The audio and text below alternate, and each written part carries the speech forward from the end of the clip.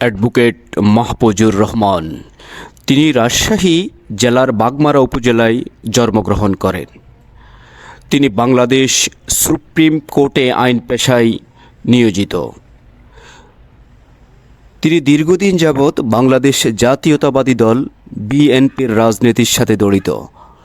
বিগত ফ্যাসিস্ট হাসিনার বিরুদ্ধে আন্দোলন সংগ্রামে তিনি প্রশংসনীয় ভূমিকা পালন করেন।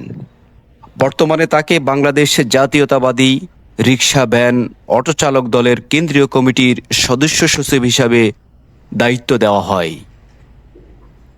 সকলের আশা, তিনি সুপ্রিম কোর্টে যেভাবে পেশাদারিত্বের সাথে দায়িত্ব পালন করেন, বাংলাদেশ জাতীয়তাবাদী রিক্সা ভ্যান অটোচালক এই দলটিকে সুসংগঠিত করার জন্য তিনি এইখানেও প্রশংসনীয় ভূমিকা রাখবেন।